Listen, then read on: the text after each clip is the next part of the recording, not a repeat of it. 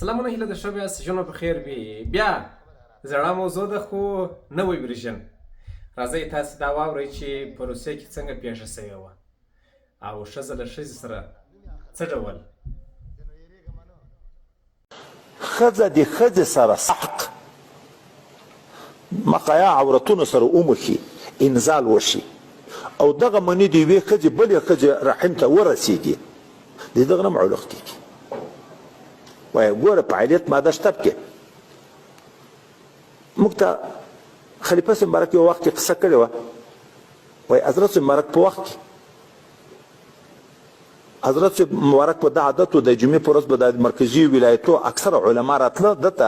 بیا یې د شوق د علم ډېر و، ښه عالم خدای پاک ته علاقه علم ورکړی و. نو علماو کې به یوه مسله یادوله چې علما په دغه کې بحث وکړي. وایي دا مسله یاده کړه چې د ښځې سره جماع وشي، سحق وشي، اولاد تر پیدا کېږي که نه. ملایان ذاتي حیران وو په دا مسله کې. ده ذاتي ویل وایي د روسیې نه دا قضیه ماته راغلی.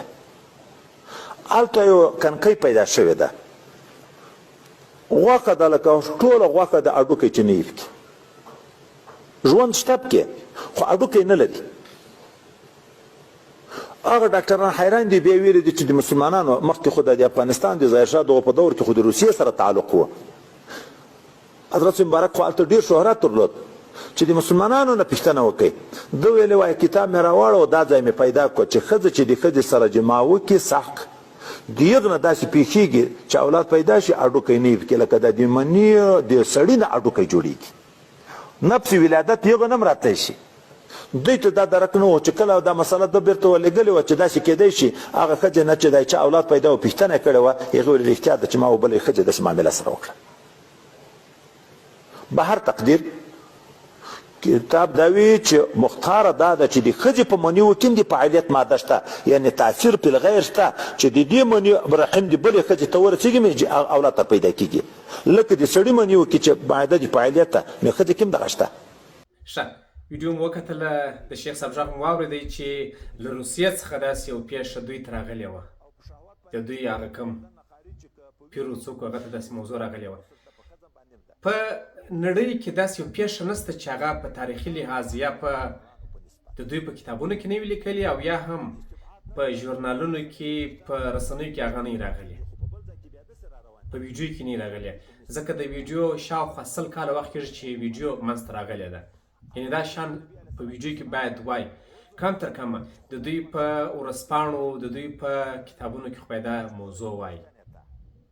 یعنې دا موضوع نسته. تاسې وګورئ، تاسې پیدا کړئ، زموږ سره شریک کړئ، موږ به ستاسې دغه کرامت هم ومنو. دا یوه خبره. دویمه خبره دا ده چې په نړیواله کچه یعنې د نړۍ په تاریخ کې داسې پیښه نه ده سوې چې ښځه دې له ښځې څخه حمل واخلي او بیا دې کوچنی اوسي، هغه دې بیا حج ونه لري. دا بیا بیخي جالبه ده. بله خبره دا اوس په نړۍ کې د همجنس بازانو ترمنځ ودونه قانوني دي. یعنې په هر هیواد کې داسې سلګونه زره ان کوی چې کیدای شي د نړۍ په کچه میلیونونه داسې کسان وي چې ښځه له ښځې سره واده کوي یا نر له نره سره. داسې پیښه موږ نه دی لیدلی، نه یو په خبر سوي چې له ښځې څخه بیا داسې یو شی رامنځته شي. ډاکټران به پوهېږي د طب له اړخه څخه هم دا شی ناممکنه دی. په هر حال دا شی دوی ممکن کړی دی. دې ته دوی کرامت وایي، دا بیا د دوی کرامتونه دي. پر دې کرامت په نور راغږېږو. زه به دا ځینې عالمان راوغږوم چې عالمان صاحبان څه وایي. اول به له شیخ صاحب ثاقب څخه پوښتنه وکړو. ثاقب صاحب د دین محمد په اړه څه وایي؟ د ده په اړه نظر څه دی؟ یو مولوي صاحب په تیاره کې موږ ناست یو خبره راته وکړه خندار ته. ویل ما خپله یې دې پیر صاحب نه اورېدلي دي، د خلیفه دین محمد نه نوم یې اخلم ډایرکټ چې نو یېرېږم نه.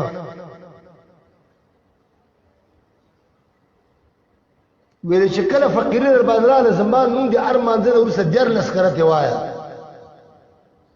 دې ملا قسم راته کړه چې مالتې ولې وایې نه؟ ویل امیرالمؤمنین پرې خفه کېږي ځکه وایم. همداسې دې چوکۍ نه شوم بله چوکۍ کېناستې. ولې مالته خو مشرک یې په خدای که ورته په چوکۍ کېناست ته مال ډېر بېغیرته سړی مال خلاصه مېرمون ته روان وو هلته به ورته وو چې خلیفه صاحب ته شي وایي بیا په دې باندې مېرمون خفه کېږي نه وایي که روانه ما مېرمون وی د هر ماده نه وروسته زما نوم 14 کرتی خلیفه دین محمد خلیفه دین محمد خلیفه دین محمد 14 کرت تاسو وظیفه ادا کړئ مسکینان شو وایي زنو ولا په بل کې پیغام چې دینه بغټ گمراه څوک او بیا خو زموږ په عمراو کې انصاف نشته موږ ته وایي چې تاسو ولې په دې پیر باندې رد کوئ نو ولې رد پیونه کوئ بیا وایي چې میډیا کې ولې رد پې کوي خو د غول میډیا کې خوړلې ده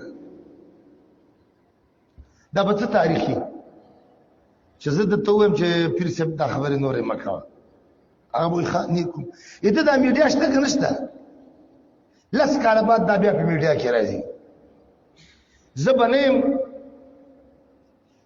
عبدالسمیر شیخ صاحب به نه رحیم الله شیخ صاحب خو نشته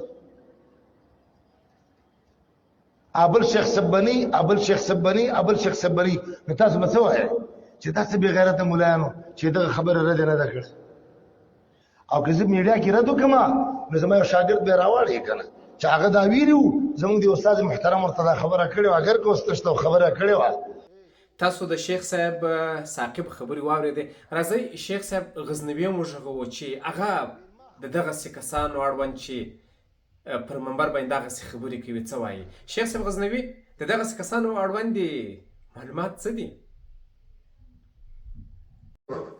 ګورې نن سبا دومره بد وخت را رسېدلی ملایانو طالبانو علما اهل دین څوک چې دین ته ځان منسوبوي والله بالله چې له ځان سره پام ونه کړي له دین نه به رشخند جوړ کړي د څه شي نه او جوړ ده که نه دی جوړ ورسه ته میډیا ټول چې رشخند وکړي د دین په نامه څوک یې رانیولی دغه ملا او طالب و صوفي و پیر و بزرګ دی رانیولی هغلته چټیات ویلي چټي چټي خبرې کړي بې اساسه بې بنیاده بې دلیله نه په قرآن کې وي نه په حدیث کې وي هلته رشخند دې جوړ سي دین مه شرموه که غواړې چې دین وساتل سي او دې منبر سې کېنستې بس څوک به وایي قرآن حدیث له دې نه مستنبت احکام چې هغه فقه ده بس دغه وایي چې استنباط یې لولو استدلال پکې صحیح نه او بس بیخي وایه نن سبا هغه وخت نه ده چې ته په کلي کې خبر وکړې تا کلي خبره په کلي کې پاتې سي نن چې خبره وکړه ټولې دنیا ته رسېږي مه ځان شرموه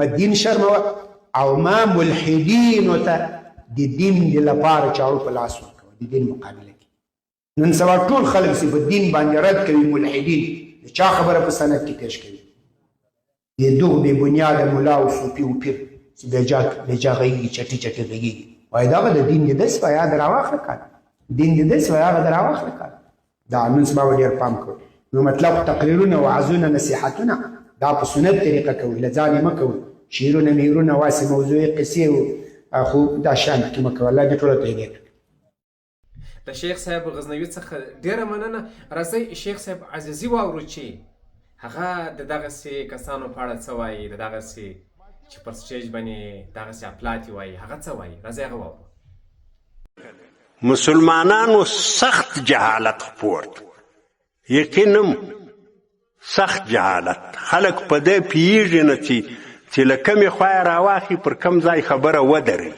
اکثره خبرې یې له دې خوا ورخیستې دي نه د الله د الوهیت شان ور معلومیږي نه د پیغمبر مقام ور معلومیږي چې پیغمبر کم مقام لري نه ولی ور معلومیږي چې ولی نو بیا اوس څوک ده ولی هم نه ور معلومیږي وایي دا لیونیان چې دي دا ولیان دي اوس اگر که دا خبرې موږ ته ډېر نقصان کوي ډېر تر فشار لاندې راځو نو خو مجبوري به وي دغه موږ سره چې څه ملایان کښېني پرون هم ما یو کتاب ورښکاره کړ هغه کې وایي که کافر لیونی سئ به دغه د کفر حال یې ده کافر به راپورته کېږي که فاسق لیونی سئ پر فسق به راپورته کېږي که تقوادار لیونی سئ پر تقوا به راپورته کېږي لیونتوب په سړي کې دغه درجه نه زیادت راولي نه کمبود راولي تر لیونتوب له مخه عالي معتبر ده اوس که موږ لیونی نه منئ بیا دلته د یو حربه پیدا کړې ده وایي دا وابي ده ولې لیونی نه منې هلکه ته خدای نه منې نه یې وابي زه چې لیونی نه منم زه وابي یم ته د الله پیغمبر نه منې پیغمبران کوې د پیغمبرانو توهین کوې ته سم سړی موږ خراب سو ډېرې داسې خبرې موږ اورېدلې دي، خلکو راته کړي دي. دا صرف له جهالته څخه کېږي، له ناپوهۍ څخه کېږي. دی خو دې چې یا الله دې هغه ډول کړي، خو نور خلک یې تباه کړو.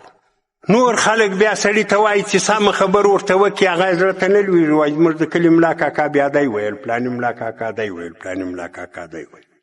دا انداز چاته نه لګېږي چې ملا کاکا چاته وایي، او دا مسله څه ډول او دا خبر څه ډول، کتاب څه ډول. شیخ صاحب عزیزي زیاته مننه پر ژوند برکات سه. دوستانو دا اوس هم نه ده معلومه چې کله موږ یو پوسټ وکړو موضوع رسنیز وکړو بیا راته ولیکل څه چې ولې پلانکي پیغمبر داسې نه و کړي، د پلانکي پیغمبر پر مال داسې نه و سوي. اخو معجزې دي الله تعالی ورکړي وې، الله تعالی له هغوی سره مستقیم په تماس کې و، هغوی ته یې ملایکې رالیږلې یا له هغوی سره خبرې کول. چې ښه بېلګه موسی علیه السلام دی چې مخامخ الله تعالی خبرې سره کولې. موږ پر کرامات غږېږو، بیا تاسې پر کرامات زموږ سره نه غږېږئ، تاسې زموږ سره پر درواغو غږېږئ، پر درواغو داستانونو غږېږئ. موږ پر کرامات غږېږو.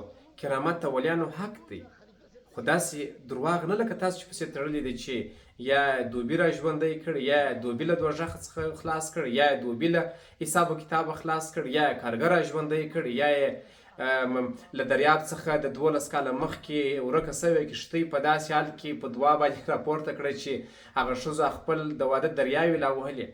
دا درواغ دی. موږ تاسې سره پر دغه درواغ مشکل دی. موږ تاسې سره پر کرامات نه غږېږو. کرامات د ولیانو حق دی، پر هغه نه سره غږېږو. موږ تاسې سره پر دغه درواغ غږېږو چې پر منبر باندې درواغ مه وایاست. ستاسې دغه درواغ موږ ته په دغه نړۍ کې زیان رسوي. هغوی دا ستاسې دغه درواغ موږ ته د دین د اصل په توګه معرفي کوي. دا ستاسې دین دغه نه دی، دا ستاسو دین دی. وایي دغه اسلام دی. لطفا اسلام مه بدنامه کوئ. له مسؤلینو څخه مه هیله دا ده چې دغسې کسان پر منبر باندې له خبرو کولو څخه منع کړي. دغسې کسان پرې نږدې چې خبرې وکړي، ځکه د دوی خبرې موږ ته زیان رسوي. دلته اسلام ته زیان رسوي، دلته مسلمانانو ته زیان رسوي. دغه کسان دغسې خبرې پیدا کوي، زموږ پر ضد استعمالوي. یعنې دلته په دې نړۍ کې هر څوک د خپل مذهب یو ډول نه یو ډول استازی دی، ځکه د هغه کړنې، د هغه کردار، مسجد ته تلل، معاملات کول، خبرې کول، ټول دا خلک په داسې نظر ته ګوري چې اسلام دی. په داسې حال کې ځینې کسان به مسلمانان خو د اسلام افعال به نه ترسره کوي. هیله مو دا ده چې په دغسې مواردو کې، په دغسې حالاتو کې ډېر احتیاط وشي. تر بیا پورې د الله په امان، ښه وختونه.